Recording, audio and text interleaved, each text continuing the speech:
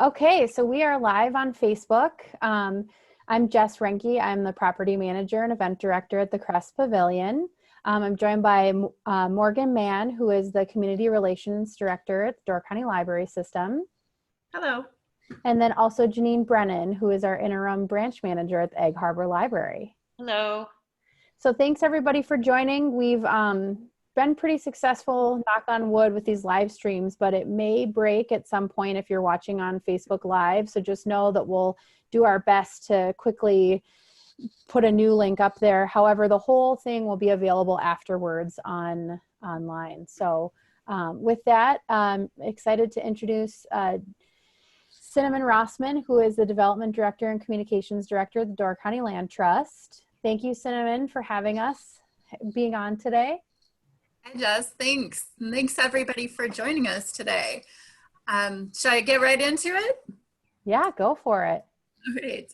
So today we're going to do a virtual hike through the Sturgeon Bay Ship Canal Nature Preserve. And Sturgeon Bay Ship Canal Nature Preserve is one of 15 places that's featured hiking nature preserve with the Door County Land Trust. So we have 4 nature preserves on Washington Island, and then we have another 11 spread out through the mainland.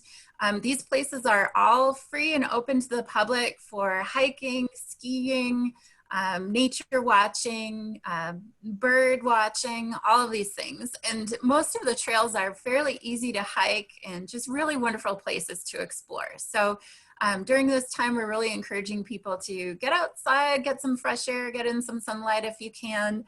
If you're not able to be in Door County, you can definitely follow us along on Facebook and Instagram and see wonderful things that are happening in Door County. We do want everybody to stay connected with us during this time. A little bit about Door County Land Trust. We are a member-supported nonprofit organization. So everyone who makes a donation to the Land Trust is considered a member, and that is how we are able to keep these places free and open to the public. So if you are already a member, thank you. And if you're not yet a member, consider joining us at some point. So the Sturgeon Bay Ship Canal Nature Preserve is about 445 acres. And it's located right within the city limits. This land was once owned by the Sturgeon Bay Utility Company, and it was slated to be a coal-powered electrical plant. And thanks to a lot of people in the area who recognized how special this land was, there was a ton of community support, and we were able to purchase the property in 2009 to protect it as a nature preserve. And you can see a little bit in this aerial photograph. If you see these lines of trees here, and you can see them on both sides of the canal, those are actually a ridge and swale formation that's relatively unique, and it creates a lot of different habitat types along Sturgeon Bay Ship Canal. So we have beach dunes along the shoreline here, and then there's hemlock forest and wetlands in the low-lying areas here, and it goes all the way back to more of an open field that at one point was even farmed until the nutrients in the soil were depleted. So here you can see the main part of the preserve is this area here. And you can see that it goes right up to the canal. So there's great views of the water. There's a trail that goes through the woods here, and you'll be able to go out on the pier. You can see this gorgeous lighthouse, and you can go right up to the beach and the shoreline. Now the water is much higher now than it is in this picture. So you're not able to walk right along the shoreline, but you are able to go on each side of the shoreline from the trails there. One of the beautiful things about this place is these low-lying wetlands. So the ridge and swale formations have been created over the last 10,000 years. We had glaciers that were pressing down on the land here, and as those glaciers receded and the land bounced back up once it was released from the weight of the glaciers, and the melting water created these varied lake levels within Lake Michigan, over the last 10,000 years, it's created about 25 ridge and swale formations along the shoreline here. And because of those transitions of the dunes right up along the shore and then the wetlands, there's literally like 25 gradations of different kinds of habitat. So there's just a lot of amazing plants and trees and just a lot going on in this area. One of the features that you'll see in areas that were once farmed there was kind of a younger transitional forest. The picture I just showed you has the older, old growth hemlock forest. So there's a lot of different habitat here, which attracts a lot of different types of wildlife. Cinnamon, I just saw from Janine that she hiked it last week, and then so did Morgan. Oh, fantastic. That's wonderful. Anybody who's out hiking the trails, we're encouraging everybody, send us your pictures. If you see trash and things along the trails, by all means, pitch in and help out. We don't have volunteers and staff going out on the trails routinely right now. We're just on kind of an emergency only basis. So any help that you can and offer to keep the places clean and neat, that's wonderful. Thank you.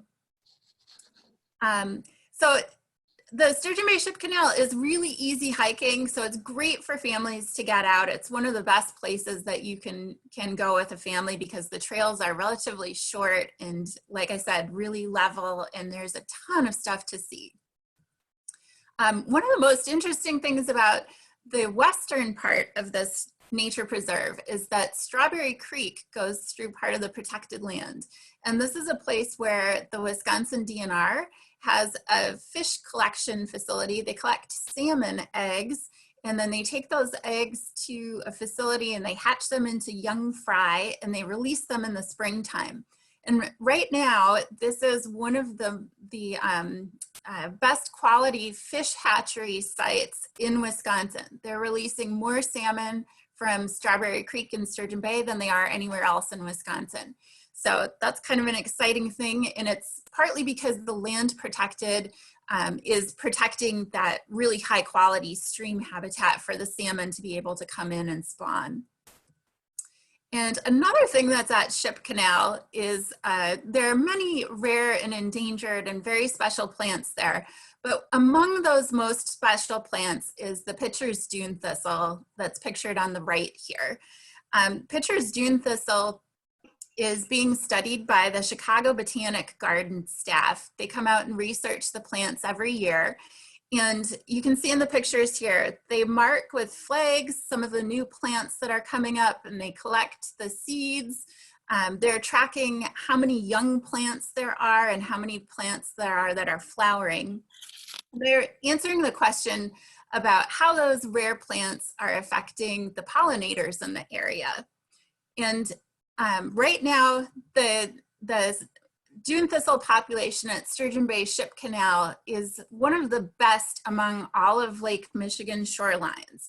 So our population in Sturgeon Bay hasn't been affected by this evil weevil that bores into the seeds and kills them. So we have this really wonderful, very robust community of these plants here. And there's a lot of bees and insects and pollinators that are attracted to them. You can see from this chart that the Chicago Botanic Garden put together, the Pitcher's Dune Thistle is that second one down called Cirsium pitcheri. This is a chart of when the flowers on the dunes are blooming. And you can see that Pitcher's Dune Thistle is the only thing on the dunes that's blooming from about mid-June to early July. And that means that without that rare plant, all of the pollinators that were in the area would have to go someplace else to find food for themselves. And then that starts to affect the plants that are blooming later in the season because they're not pollinated. The pollinators have already left to move in to a different area. So we tell this story because lots of people ask the question, why is this one rare endangered plant so important? Or what does one plant or one insect make a difference? And this just really illustrates how this single plant that's doing so well at Sturgeon Bay Ship Canal really is a cornerstone species within this entire ecosystem on the dunes. So that is the story of our land protection there. I am going to turn it over to Dale and Mary Goodner. Dale and Mary are volunteer naturalists with Door County Land Trust. They've been working with us for, I want to say 5-6 years, volunteering and leading hikes with us. And they're going to share through videos and stories some of the unique things that you'll see along your hike at Sturgeon Bay Ship Canal Nature Preserve. So Dale? Yes. Well, thank you, Cinnamon, for that outstanding orientation to this incredible site. You know, we've been going up there. You said 5 or 6 years. I thought it might be a little more than that even. You know, it's like the frog said, time's fun when you're having flies. But this, the time that we've spent there has really been amazing. That diversity there is what's really attracts us. I don't know, Cinnamon, if you were along with us, we did a bird hike last year, and we walked along that trail that's real close to the lake from the parking lot. It goes, you know, just west of those 2 red dots, the other trail that's just in the woods.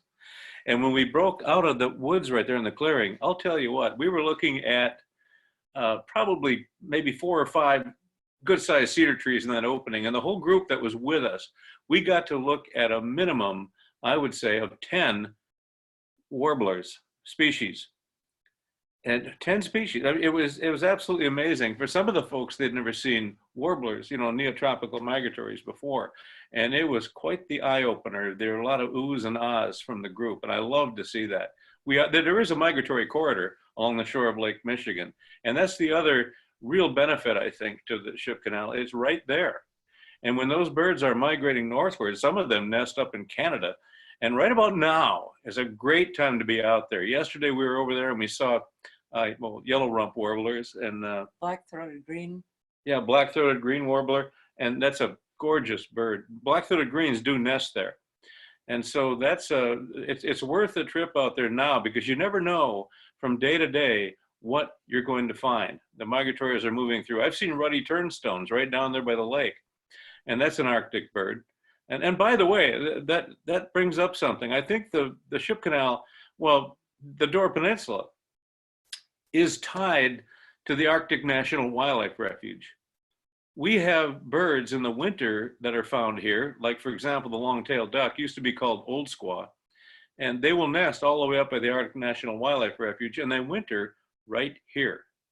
And so throughout the year, there's something interesting always to see up there. Can I just say a couple of things, just so, I don't know how many people know Dale, but he was an interpretive naturalist for the Peoria Park District at Forest Park Nature Center for his pre-retirement life. And when we came up here, he's still doing the tour guide sort of thing. He was also the chief naturalist and manager at Forest Park Nature Center for how many years? A lot of years. So I'm here because I'm the one that's doing the videography. She's our cinematographer. Well, I'm from originally, and so was Mary, from this area. She grew up by Croco, and I'm from Green Bay originally. My grandmother had a place up by Cave Point, and so I grew up in that woods. And after I retired, we just had to come back, you know. And luckily, we found out about the Door County Land Trust, because we have spent many hours in a number of your parcels. Well, because I grew up here, this ecosystem is very special to me, and I am eternally grateful to the Door County Land Trust. They do such a wonderful job. Thank you. Well, that's a good segue. Let's get started on this nature hike. So what we have lined up today, we have a series of videos that Dale took when he was out on the preserves. I should say Mary was the videographer, and Dale pointed out some really great things along the path. So we're going to start from this parking lot right here, and we're going to watch the videos going down this trail and along this loop, and then we're going to watch some things about this other part here. So the way that we have this set up is each video is about a minute and a half long, And if you want to ask questions, you can use the chat feature to ask questions. And right after the video, Dale's going to be able to answer any questions that you have about those different videos. Well, maybe some. Hopefully. Hopefully. We'll do our best. But this is really supposed to be an interactive hike. If we were actually out on the preserves, one of the best things about taking a guided nature hike is that you're able to say, what the heck is that?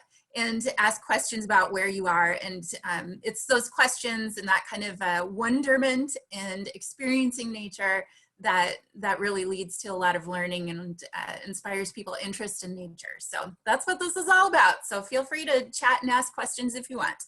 All right, without further ado, our first step is going to be the signs of spring with Dale and the balsam poplar.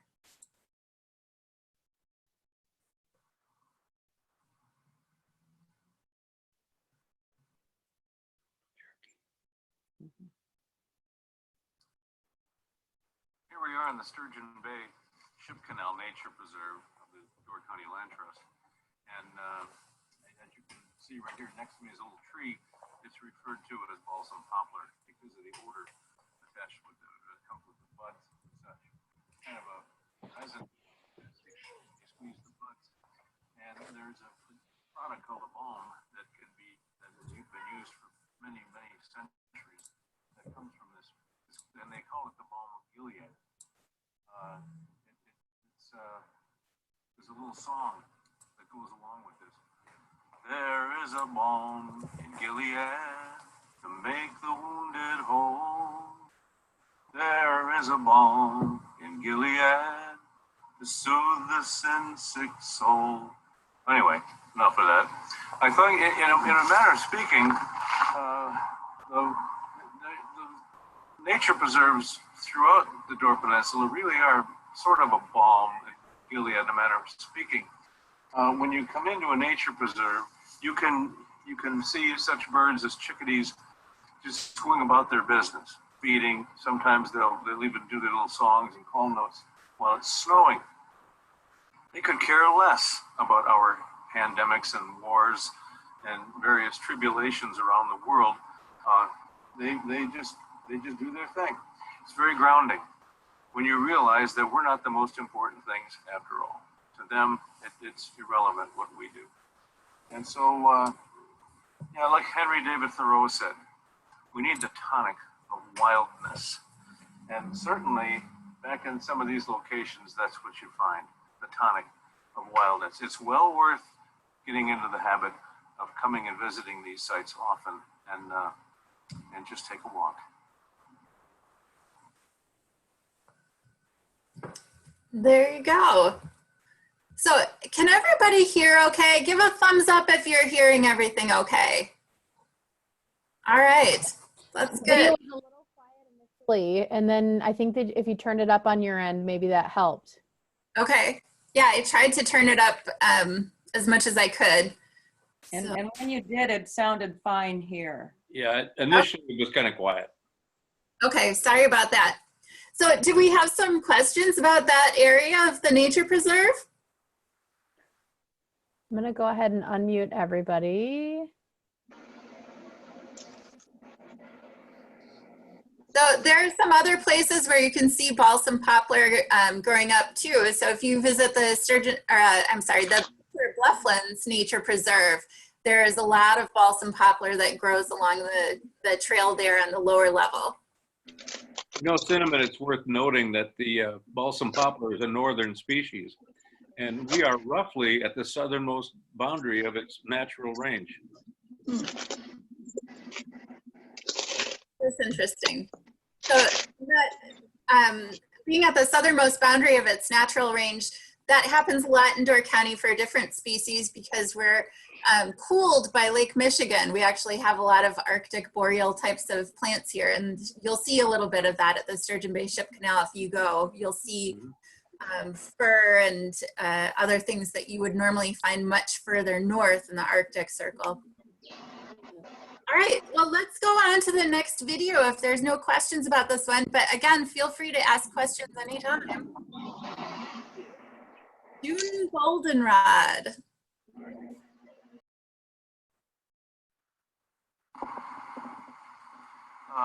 Right here at the Ship Canal Nature Preserve, we do have one of the threatened species protected in this site. If you can, it won't be in bloom. It's doing goldenrod. It won't bloom until probably August, maybe up into even September. But right now you can see evidence of it if you look closely. And learning how to observe this stuff is part of the secret to telling some of the species that we find. The foliage on the dune goldenrod, it gets wider, farther away from the stem itself. The wide spot is toward the ends of the leaf. It's called oblanceolate, fancy word, and it's just one of the interesting plants that we find. And later on in the season, we'll see it as it grows up, and you can see the form much better. But there is evidence of some of that stuff right now. All right.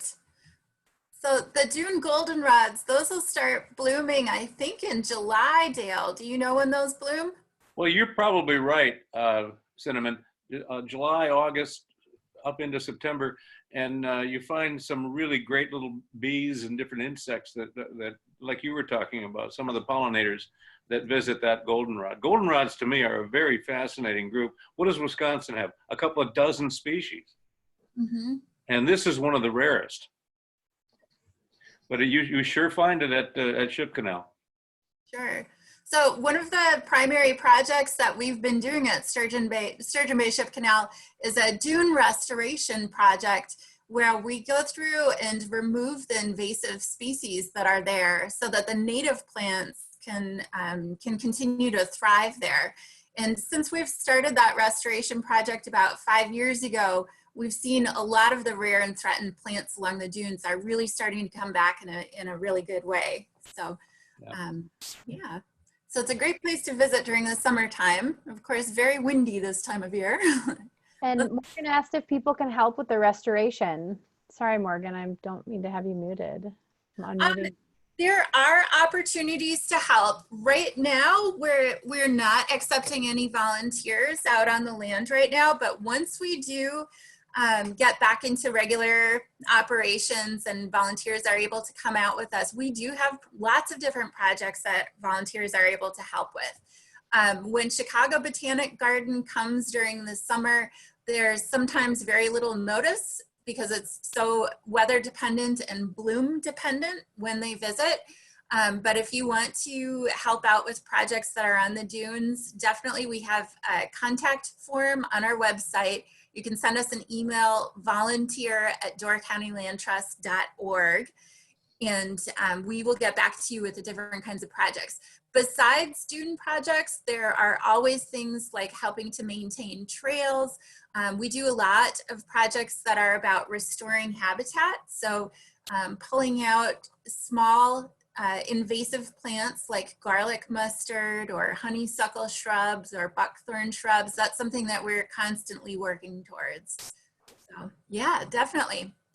Let's see, let's keep going down the trail. So this is all along the trail.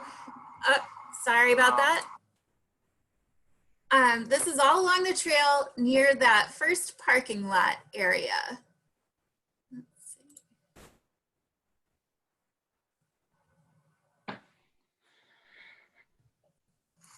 Here we are at Door County Land Trust, Sturgeon Bay Ship Canal Nature Preserve.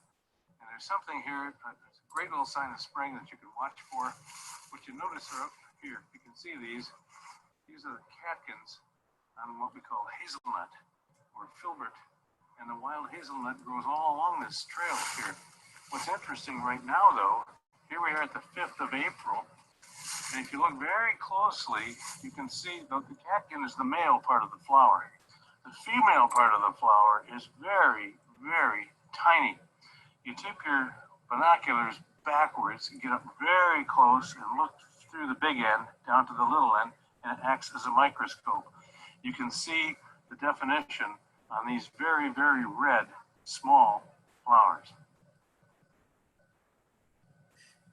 So Dale, that was on April 5th. What do those catkins look like now? They've really elongated. I'd say they're double, maybe triple the size they were back then. But it's one of those signs of spring when you start going early out to the nature preserves. A lot of people overlook these because they're so small. Very understandable. Mm-hmm. And the little flowers are now much larger. I mean, the little flowers, you don't see the little tips of flowers anymore. You see the actual, what would it be, the flower that's on it? Yeah, the reason that flower is so insignificant compared to a lot of other flowers, hazelnut is wind pollinated. And so when you think about it, the flower doesn't have any need to do what we call marketing. You know, the very large, showy, colorful blossom that tells insects over here. So they don't put a lot of energy into very large flower production. But I'll tell you what, when I was a kid, I used to gather hazelnuts up near Cave Point. And it's just a plant that I've always really liked. It's good to see it at the Ship Canal. It's a beautiful little shrub. And Amy said, thank you for the tip on using the binoculars backwards. It does make an effective microscope. Wow. When I first saw you doing that, I started to wonder about you, Dale. Well, you're not the first person, Cinnamon. All right. Well, let's go on to the next segment of the trail. Let's see. Okay. Next video. Whoops. All right. Signs of spring with the pileated woodpecker.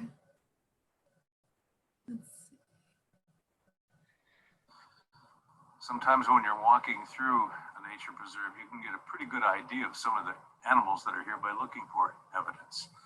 And we have some of that right here. If you look at this cedar tree over here, you'll notice that there are holes that are squared off, and that's very distinctive. That's a sign pileated woodpecker has been at work here. And the pileated is a woodpecker that's just almost the size of a crow. They're very large, kind of black. When they fly, they have a white wing flash, and they've got a red top knot on their head. Kind of like the cartoon character Woody Woodpecker, I think is modeled after pileated. Now, on the ground, oftentimes what you do, if you look down, you'll notice littered on the ground, there are chips of wood. That is what it's a sign that the pileated has been at work. And they have a taste for carpenter ants, and they certainly like to burrow into trees and try and see what they can find back in there.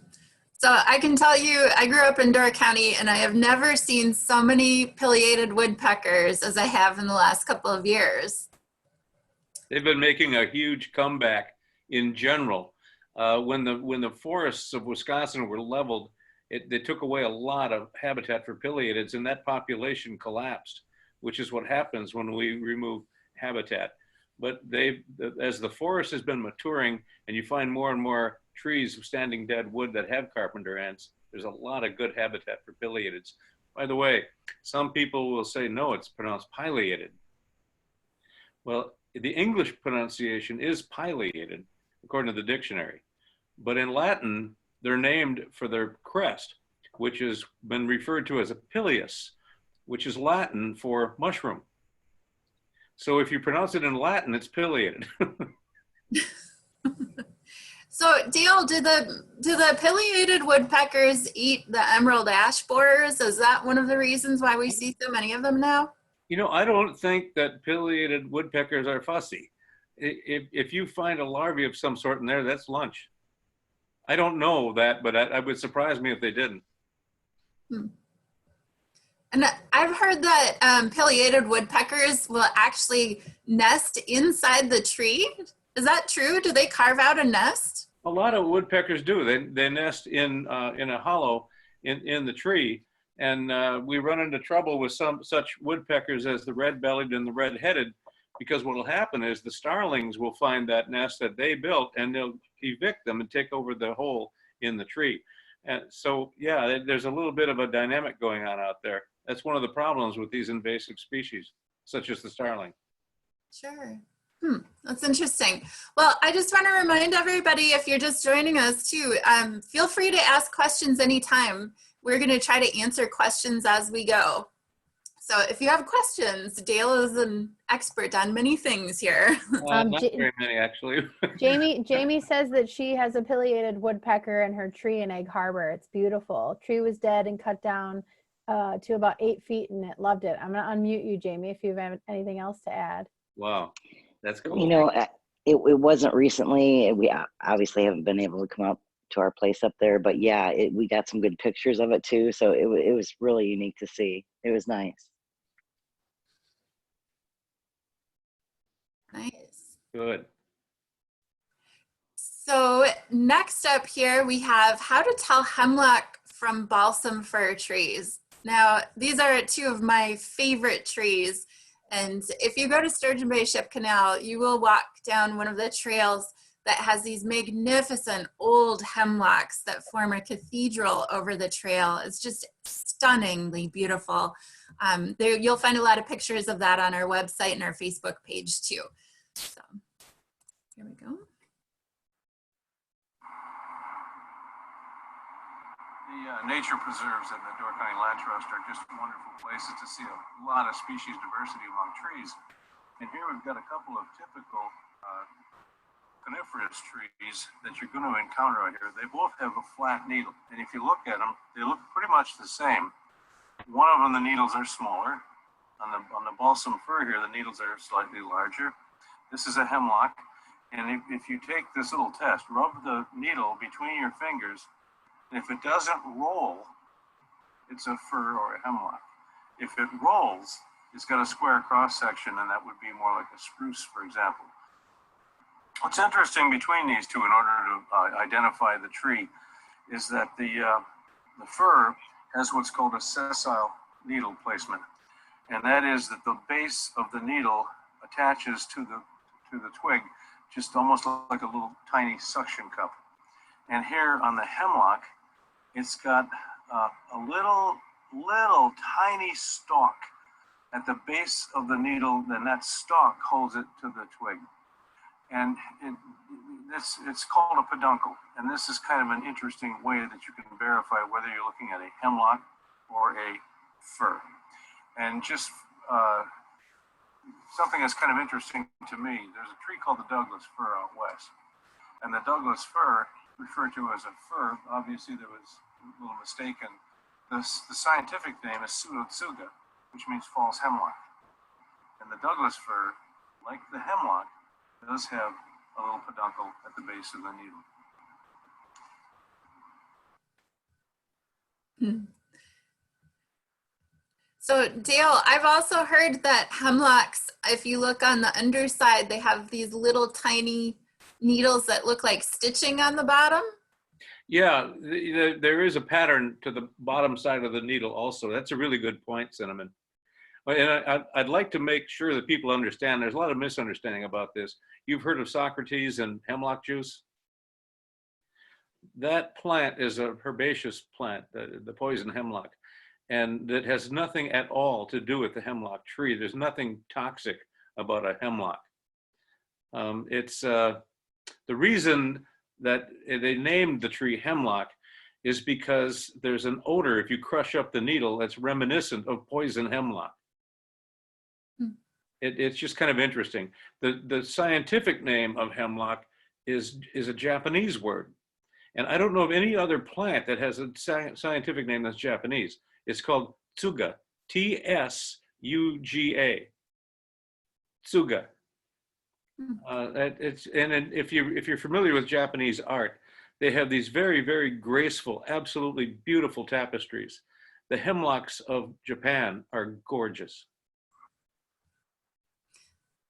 And I've heard that a lot of Door County was covered in hemlocks before it was forested and settled completely. Very, very true. And oftentimes they did not use the wood. They cut the hemlocks down back in the late 1800s and used the bark. It has a tannin to it that's it gives it a warm reddish glow to leather when it's tanned. And they shipped the bark across Lake Michigan over to... Is it Mastic? No, Manistee is way north. Munising? No, Munising is even farther north. I forgot where they, well, see my memory. Isn't north, all right. And over to Michigan. But that, yeah, the bark was what they were after. And so it's interesting to note that Tom Toft, up there at by near Bailey's Harbor on Toft's Point, he did not do that. He kept his hemlocks intact. So the Toft Point Preserve, which is managed by the University of Wisconsin, I believe, that area still has ancient hemlock in it. It's interesting. But you're good point, Cinnamon. That was one of the really important trees of the Door Peninsula. It still is. Let's see, let's keep moving along here.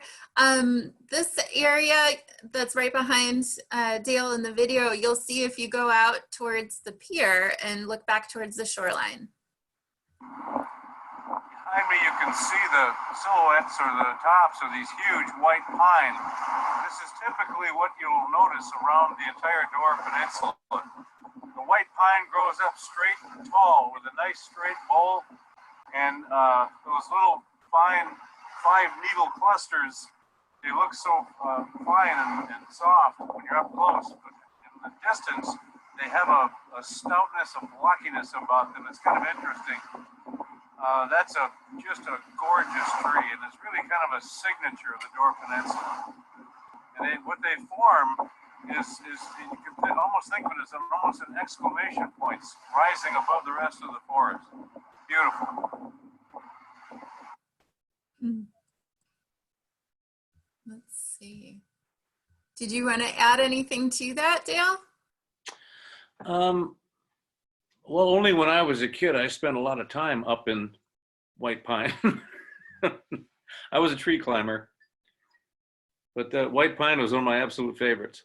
I almost climbed up into a porcupine once. You know, then the lesson is be sure to look up before you grab the branch. Whoops. Janine, what did you mention about UWGB in the comments? Toft Point is run, managed by UW Green Bay. Green Bay, that's right. Yeah. And you know, the fellow that was really part of that back when that all took place was Keith White, Dr. White. And I had a couple of ecology classes from him, and I can't say enough good stuff about Keith White. What a guy. Nice. Okay, so most of the videos that you've just seen are just in this front area of the preserve along this main trail here, but we're gonna take a walk and stroll down this way and show you a couple of videos of the things that you find along the trails back here. Let's see, next up, wood frogs.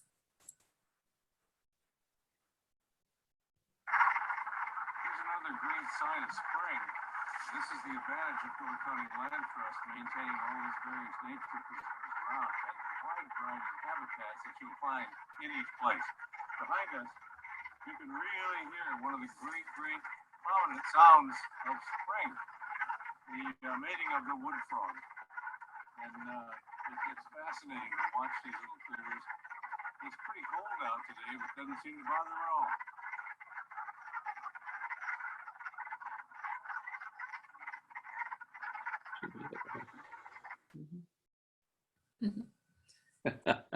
We were out there yesterday. You cannot believe the numbers of wood frog tadpoles right now. Oh, really? They are really, really out. And yesterday there was not a sound from those frogs, nothing. No, why is that? Is that because it's too cold or because they finished mating? I think it's because they finished, Cinnamon. Oh, okay. Their work is done. You might, you know, ensuring the next generation. Sure. So I just learned last week that it's only the male frogs that make the calls because they're just attracting the females. Yeah, you know, that's true of birds too, and that's not uncommon. But there are a number of female birds that sing. The cardinal female sings, but for the most part, it's the male that does that. They're announcing that, hey, this is my place. Interesting. Okay, let's go on. The next one here is yellow-bellied sapsuckers. This year we've seen a number of yellow-bellied sapsuckers, which is a relatively small woodpecker. And they have a striking look about them, the black and white streaking on their head, the red coloration. But the field mark that I think is a good one to look for is when they land on a tree, they have a vertical white on their wing, a vertical white bar that it for sure tells them apart from the downy and the hairy. But what you do notice is evidence left behind by the yellow-bellied sapsucker that they've been here. And on this large old maple tree, this is what you see, rows of little holes in a horizontal line. That's for sure tells you that there's been a sapsucker at work. And we've only actually seen them during migration. But they're around, and this is a great place for them to come, and you can it's a great place to get a look at them.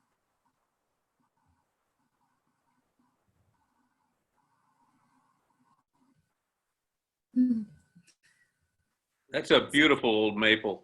You know, I mentioned that we only see them during migration, but we are, again, at the southernmost extent of the yellow-bellied sapsucker's range. So if you go out in the woods often, you may find a nesting pair someplace. They're just, you know, as you know, the numbers will diminish as you get toward the southernmost extent of the range. That's interesting. Let's see here.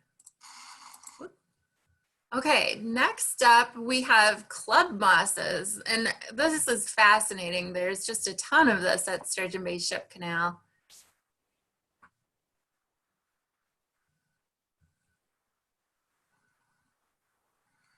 Right here we've got some club mosses. There's the so-called fairy pine and ground cedar, and this little long spindly one, I believe it's called ground fir or some such.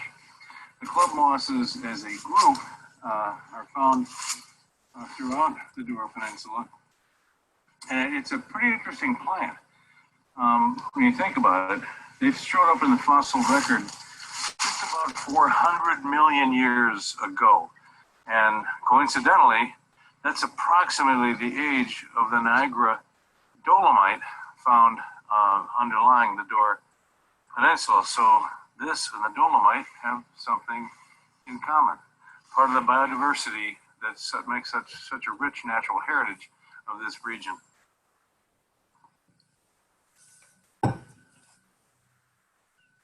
So you made a good point, Cinnamon. They're found, a lot of those are found at the Ship Canal.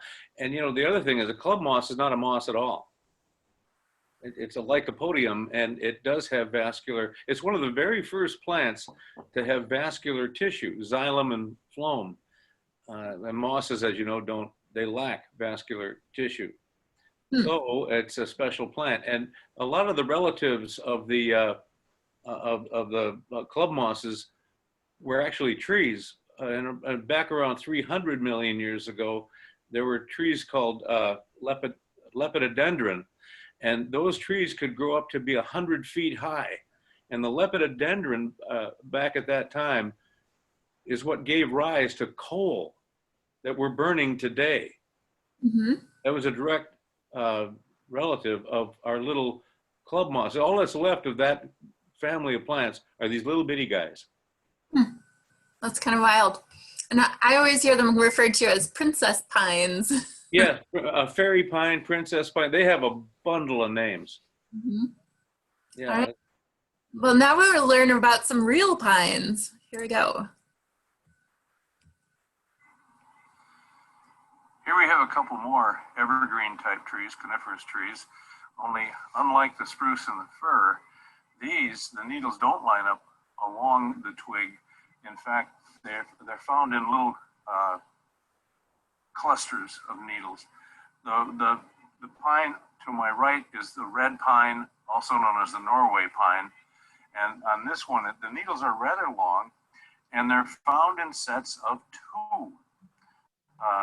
If you take a look at how that looks, you can see there are 2 needles, and there's a little cluster that come out of the same base.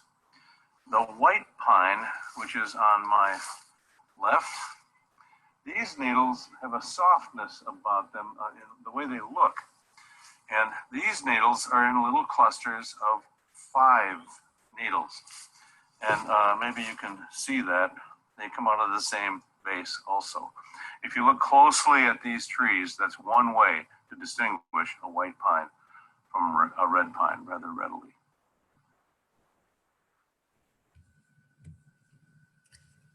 And there's a lot of white pines and red pines growing along the dune area, aren't there? Yes, the dominant one there is white pine, but that Norway pine is present. If you look at the Norway pine, it's got a reddishness to their bark plates. The white pine bark is almost black. It's real dark. I have a question. Is that because the white pine and the red pine like sandy soil? Yeah, I think you could say that. I know when I grew up by Whitefish Dunes area up there, there's a tremendous amount of white pine, but you also find a few red pine up there. Not a lot, but some of them. I would guess they would prefer a soil that's relatively well drained. Mm-hmm. I think I've heard that they like dry feet, dry roots. Yeah, that's a good way to put it, Cinnamon. Mm-hmm. You know, there's another pine, the tamarack, that likes to have a little more wet feet. Interesting, if you look at the little clusters of needles on a tamarack, anywhere from 15 needles up to 20, 25 needles in a little cluster. And is the tamarack a pine? Yes. I did not know that. It's in the Pinaceae. But it loses all of its needles in the fall, Good point. where most pines don't. Yeah, right around Halloween, the tamaracks go golden as can be, and they're absolutely beautiful at that time of the year. Mm-hmm. And there's a lot of tamaracks right now that are actually in standing water at the Oak Road Nature Preserve because the ephemeral ponds there are completely full of water. Oh my God, I hope they don't kill off the trees. I think they'll be okay. I think it just happens every spring for a little while, just a couple months, and then they... Just so it subsides. Yep. Okay, how to tell a spruce from a balsam fir. A lot of the nature preserves throughout the Door County Land Trust are located near Lake Michigan. And the closer you get to the big lake, the more coniferous trees you tend to see. And a lot of folks are kind of interested in the difference between, for example, a spruce and a fir. And right next to me here is a balsam fir. And one of the ways of telling the difference is to just run your hand over the needles, which are lined up along the twigs, I might mention. And if you run your hand along it, they're kind of soft. Over here, we have a white spruce. And one of the words to describe a spruce when you rub your hand on the needles is ouchie. There's one more thing about a spruce and a fir that will help you determine which is which. You can take a needle off, just pull one needle off of a spruce, and you can roll it between your fingers because the needle on a spruce is square in cross section. If you take a needle off of a balsam fir and try to roll it, it will just slide because the needles on the fir are flat. There you go. I love the smell of balsam fir. So if you get a chance to learn how to ID that one, you always have something to look forward to smelling in the woods. The word balsam refers to stinks good. Really? Well, the balsam poplar is like that too. It's got a very pungent odor about it with those sticky buds. Nice. Nice. All right. Now, next up, let's see. The mysterious skunk cabbage. You know what? We get so many questions every springtime. I saw this thing in the woods. What is that? So here we go. Here at the Ship Canal, when you come here early in the spring, latter part of March, you'll start seeing skunk cabbage, and you'll notice it coming right through ice. And some people have said, how could it possibly do that? Well, the skunk cabbage has an interesting characteristic. It tends to be exothermic. So as it grows up early on, it has an ability to melt the snow and the ice away from it, so it can actually come in and start forming a flower early on. If you start looking around some of these areas, it's amazing. For example, if you look down over here to my left, here we have more of them coming up, and then right behind them there is still more. The more you look at these things, the more of them you can see. Later on in the season, the skunk cabbage will be producing very large leaves, foliage, and so then you can really see where it is. Right now, it's a little inconspicuous, but it kind of reminds you of Jack and the pulpit. That little hood that comes over the top and the little female part down in the middle. Our daughter used to call it Jack in the apartment. But anyway, interesting little plant. Nice. So Dale, how did that plant get the name of skunk cabbage? That's a very good question. I was making the assumption without looking into it.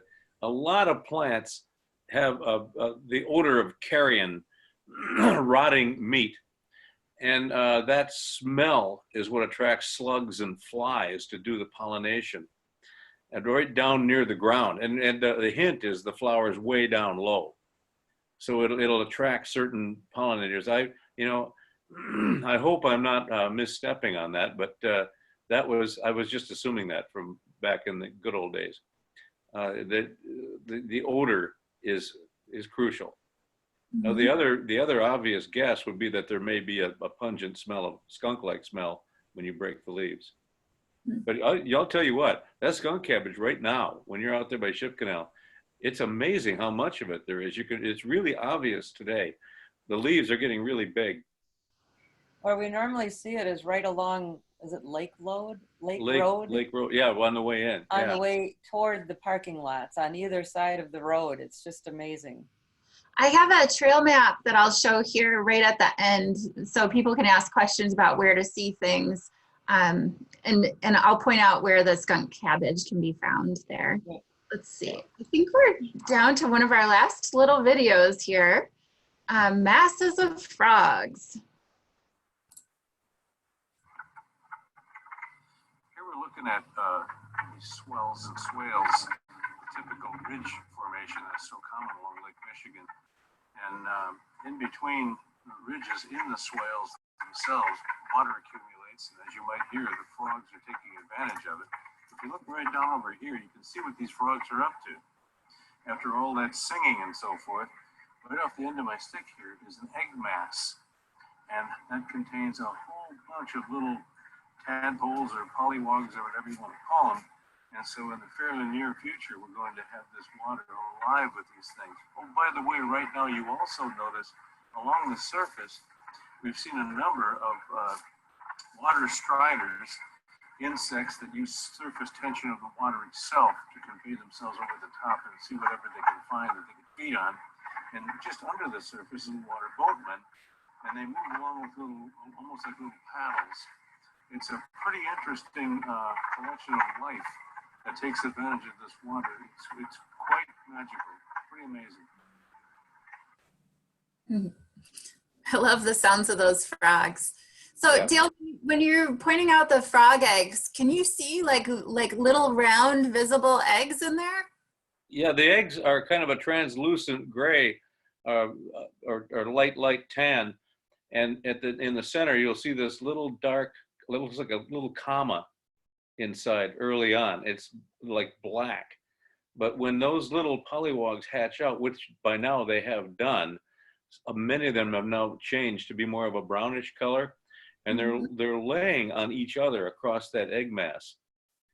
It's astonishing how many of them there are. But you know, frogs, they need to overwhelm predation so that they'll always have a certain number that will survive. Mm-hmm. That's why they produce so many offspring. Yeah, well, that brings us to the last of the videos, but if people have questions that they want to ask Dale, by all means, type those into your chat right now and ask some questions. While we're gathering up the questions, I'll just tell you a little bit about what the Land Trust is working on in 2020. We have 3 main project areas that we're working towards land protection. The Washington Island wetlands, and there's actually 4 different areas within Washington Island. There's Big and Little Marsh, Coffee Swamp, Detroit Harbor, and Little Lake. And each of those areas is a state natural area, which means that it's been designated by the state of Wisconsin as holding rare plants and rare habitat for wildlife. So we have projects that are lined up in each of those 4 areas this year. There's a lot of uncertainty about what is actually going to be completed and protected this year, but we're still working towards the protection of those places constantly. One of our main areas of focus this year also is the Gibraltar Ephraim Swamp Natural Area. And at Gibraltar Ephraim Swamp Natural Area, we have at least 3 or 4 parcels that are lined up to be protected. And we have some grant funding secured for a portion of the property fees to acquire those properties. And then we're still fundraising for parts of those acquisitions. So we hope to complete several of those again this year. And then the final place that we're working is Little Sturgeon and Sawyer Harbor watersheds. And really that whole area of Southern Dorr that has a lot of stream corridors and wetlands that are kind of nestled in they're like pockets of wildlife habitat within a lot of agricultural areas. And we're working towards protecting some of those stream corridors and wetlands that ultimately are going to protect the fish habitat and improve the water quality before the water flows into Green Bay. So those are the areas that we're working this year. You know, our land protection efforts going forward always, and you know, it hasn't been stopped necessarily because of the pandemic. We're still continuing to work towards those places. So let's see, I think the next slide here is a map. Yes, indeed it is. So if you guys want to ask questions, any questions about Sturgeon Bay Ship Canal or questions about any of the other nature preserves, feel free to ask away. Let's see. I'm going to unmute everybody. Amy says, great photo of the Gibraltar Ephraim Swamp. Really, and she says she really enjoys Dale and Mary's videos here. I'm going to unmute everybody.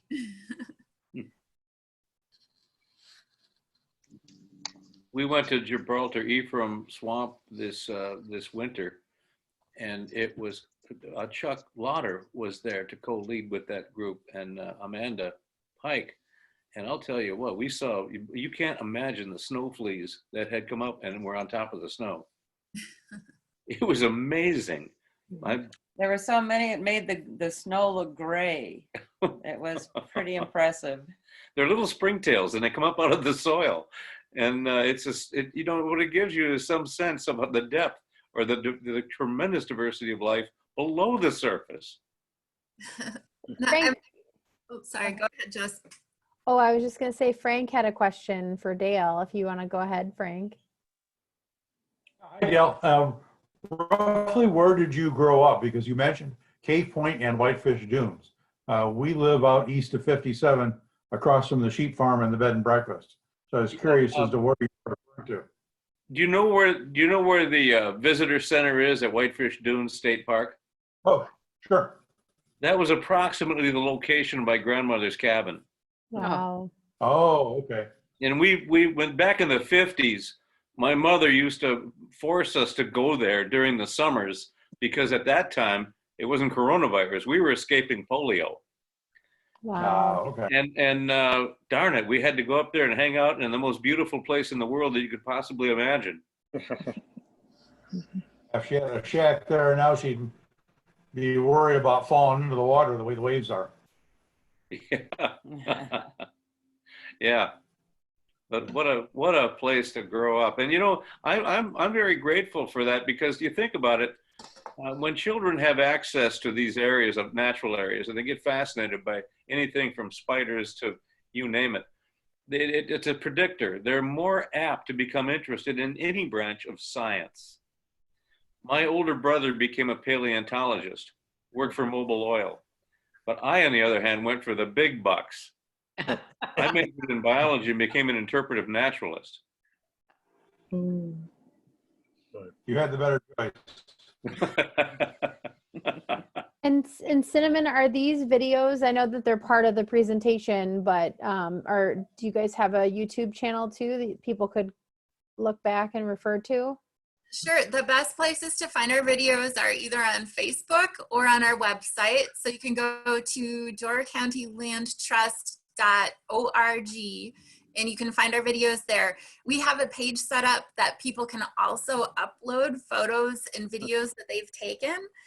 So we put them through a quick review process, but then we share those on our Facebook and web pages also. So people can be interactive, and if you want to send in photos and videos of what's this, ask the naturalist. We are absolutely happy to help you learn about nature. So, and there's some other fun stuff on the website right now. We have a series of coloring book pages for kids, so you can download and print those pages. And we'll be having some fun ones this weekend for Mother's Day, some mama and baby animals. So yeah, lots of stuff on our website. Nice, nice. Well, I think unless you, Dale and Mary, you have anything else to add, I mean, we could close. Mary, you've been No, quiet. just- Why don't you add? Why don't you add stuff? Well, I'll shut up. we just want to thank you all for doing this. It's really nice to bring nature into our homes, since we all can't be out there at this point in time. But still, if you can adhere to the social distancing and get out there, we highly recommend it. Thank you so much to Cinnamon and Dale and Mary and Janine, everybody on Zoom that joined us and on Facebook. Again, thank you for your patience on this. It looks like our live stream did stay live, so thank goodness. And with that, Morgan, do you have any updates from the Door County Library and events that are coming up? Sure. Oh, shoot, you're muted. Here, let me unmute you. What, cat got your tongue? Wait, no, I mean, oh, there we go. There she goes. There. Well, thank you guys for doing this. My two younger sons really love going out to the nature preserves and walking around. So I'll be sure to share some pictures with you guys on the Land Trust website there.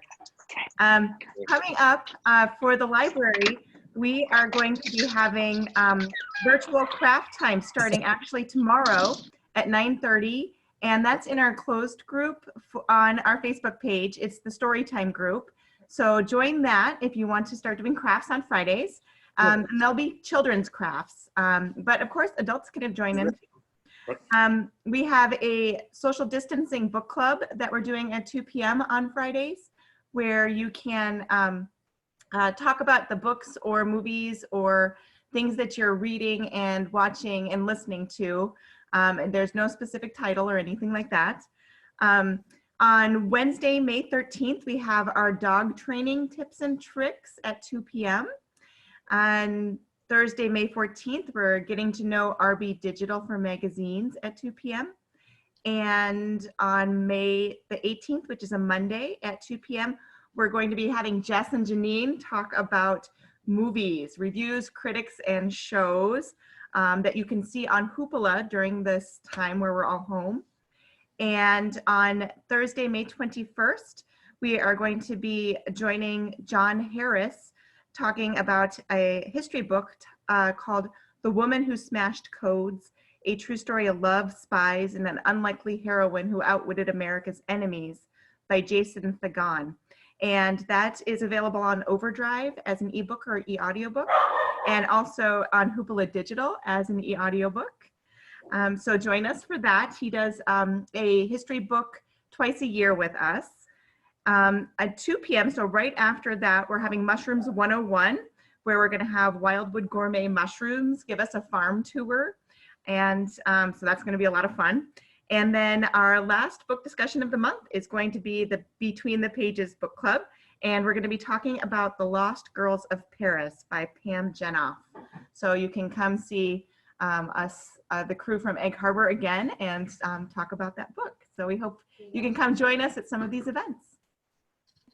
Thanks, Morgan. Thank you again, Cinnamon and Dale and Mary and everybody who joined us today. And thank you, Jess. Yes. And Cinnamon and Morgan. Yeah, we appreciate it. This is an interesting. It's kind of a fun thing. I'm glad you guys are doing this.